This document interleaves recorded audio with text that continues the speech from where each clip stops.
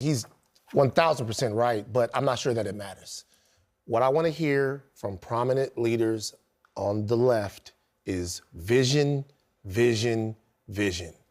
What vision do you have for the American people who have entrusted you as their power brokers? I get it. It's unfair. It's not right. There's a double standard. All of that is true. How are we going to get out of this? Vision, vision, vision. And I think if there's one thing that the left, or the Democrats more specifically, are failing at right now, it's not about diagnosing the problem.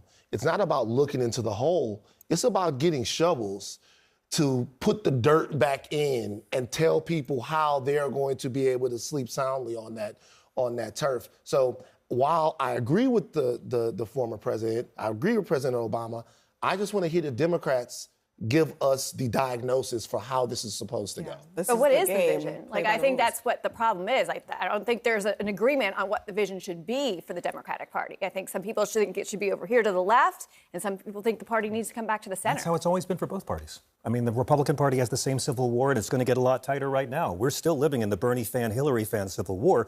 But for all the Democratic Party low poll numbers, their positions are consistently more popular than the Republican Party. Women's reproductive rights, paid family leave, taxing billionaires, Medicare covering vision, hearing, and dental, decriminalizing cannabis, gun safety legislation. On issue after issue, the majority of Americans agree with the Democratic Party platform. So shame on them if they can't sell it. Why are Democrats at 21%, a historic Well, again, low and Republicans aren't that higher either. Because Van is right. Because Van, I think, pointed out very articulately that the Democratic Party doesn't have any vehicle, meaning a person, to convey their message in any fundamentally positive, uplifting, and hopeful way. Look, I didn't like President Obama. Not a fan, right? But he was an excellent conveyor of the message of the Democratic Party that people wanted to hear and saw it in 2007 and 2008. There is no one. And I mean, look, Cory Booker got so much credit for just giving a filibuster. He won an award for speaking the most, right? That is the low bar which the Democratic Party is standing right now. But can I tell you something, though?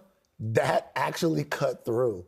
And the reason why it cut through, I was surprised that it cut through, too. Because somebody was doing something. It cut through because they saw somebody willing to put it on the line for them. They want a fighter. He stood up there and he didn't go to the bathroom for 25 hours. He made himself uncomfortable. We are witnessing so many business leaders and people on the capitulation weasel train bowing down to a man they despise. People on my SiriusXM show call in every night hungry for someone to be a leader in the Democratic Party or in the movement. And I keep having to remember that this is not how it works. It's great that Barack Obama gave a speech. Jimmy Carter would have done 10 protests and a hunger strike by now. But at the end of the day, it's going to be the people who lead, and eventually a Democrat will sign a law and take credit for it. I'll play a little bit more from Obama because he kind of touches on that. Listen.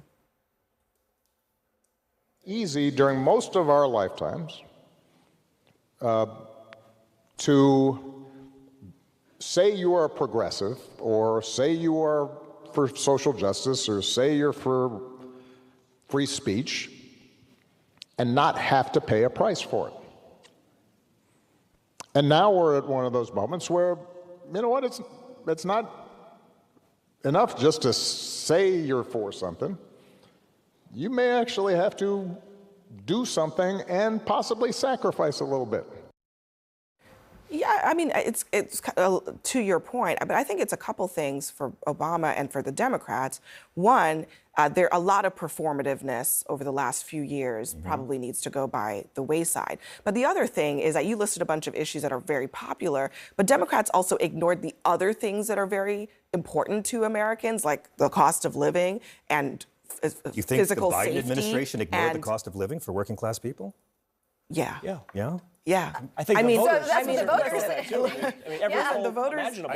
The voters. I mean, that's why the voters voted for Trump. Well, let me. Okay, well, let me. The stimulus, the student loans. Here's what I would say. Capital insulin? Here's what I would say is the argument that you could make about the Biden administration not understanding the catastrophic effect that inflation would have on the psyche of Americans was that A, they denied that inflation was an issue for a very long time, and B, rather than crafting an economic message, a lot of times they just didn't want to talk about it. I think that they and I think denied that's an issue. I mean, they denied that. I think that they didn't. If they had an economic message, I think that would have broken through. Well, I think that they denied that inflation was an issue specific to America. Thank you. meaning that inflation here was something very insidious that wasn't happening and I get post-COVID that, to the rest of the but world. As we were talking earlier in the show about these economic arguments that go over people's heads, they don't care what's going on in the rest of the world. The They reality want argument, to but know, you know what? I'm they sorry want to know how much food costs, why their housing is so expensive,